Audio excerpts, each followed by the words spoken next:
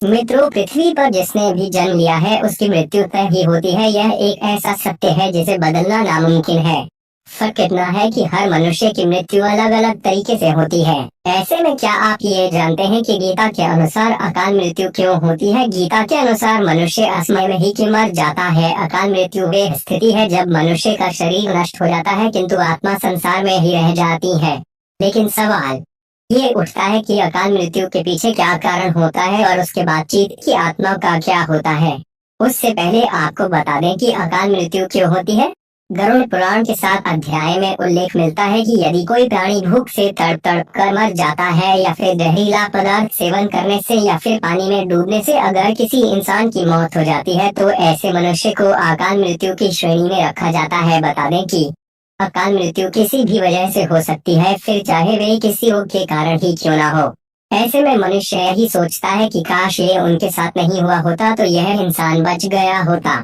गरुड़ पुराण में भी श्री के वाहन पक्षी राज गरुड़ भगवान से पूछते हैं कि जब वेदों में मनुष्य की उम्र 100 साल निश्चित की गई है तो उनके अकाल मृत्यु क्यों हो जाती है। तब विष्णु जी उत्तर में कहते हैं कि यह सच है, वेदों में मनुष्य की उम्र 100 साल निर्धारित की गई है, परंतु इसमें दुष्कर्म को नहीं मिलाया गया है। यानी हर व्यक्ति की मृत्यु तभी होती है जब उसके पास धर्म कार्यों के लिए शक्ति नहीं होती है या फिर उसका शरीर उसे धर्म कार्य करने की अनुमति नहीं देता। इसके साथ ही जब कोई व्यक्ति अपनी इच्छा से धर्म कार्यों को त्याग देता है तो धरती पर उसके जीवन अवधि कम होती जाती है। मनुष्य की उम्र भले ही 100 साल हो, लेकिन अपने कर्मों के माध्यम से वे अपनी उम्र को खुद ही नष्ट करता चला जाता है। धर्म व वेदों का ज्ञान न होने के कारण व्यक्ति जान ही नहीं पाता कि वह कब को कर्म करता चला जा रहा है। अब बात आती है कि अकाल मृत्यु के बाद आत्मा का क्या होता है। गरुड़ पुराण में विष्णु जी आगे यह भी कहते हैं कि मनुष्य के जीवन के साथ चक्र निश्चित है। ऐसे में अकाल मृत्यु को प्राप्त होने वाले जो मनुष्य इस चक्र को पूरा नहीं कर पाते उसे मृत्यु के बाद भी बहुत से कष्ट भोगने पड़ते हैं।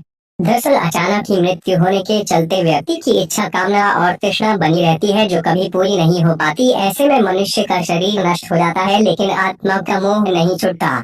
इस स्थिति में अकाल मृत्यु वाली आत्माएं अपने घर वालों को कष्ट पहुंचाती है और अपनी इच्छाएं को पूरी करने की कोशिश करती है।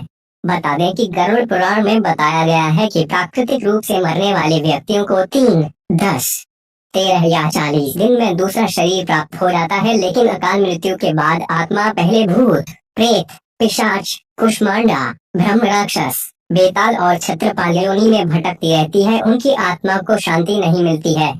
बता दें कि इस पुराण में आत्महत्या को सबसे निंदनीय और घृणित अकाल मृत्यु बताया गया है।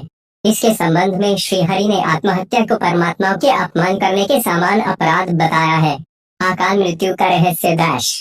गरुड़ पुराण ऐसी जीव आत्मा को न तो स्वर्ग लोक की प्राप्ति होती है और न ही नरक लोक की। जीवात्मा की इस अवस्था को अक्ति कहा जाता है। और तो और इस पुराण में ये भी उल्लेख है कि आत्महत्या करने वाली आत्मा अकाल मृत्यु को प्राप्त होने वाली सभी आत्माओं में सबसे कष्टदायी अवस्था में पहुंच जाती है।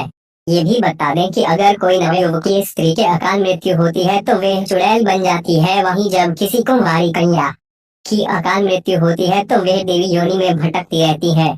इन सब के अलावा इस पुराण में अकाल मृत्यु के चलते वृद्ध आत्माओं के शांति प्रदान के लिए कई तरह के उपाय बताए गए हैं, जिसमें ये जिक्र है कि इस तरह की मृत्यु को प्राप्त करने वाली आत्मा द्वारा उनके परिवार नदी या तालाब में तर्पण करना चाहिए और साथ ही वृद्ध आत्माओं की इच्छा की पूर्ति के लिए पिंडदान, दान, पुण्य या गीता का पाठ करवाना चाहिए।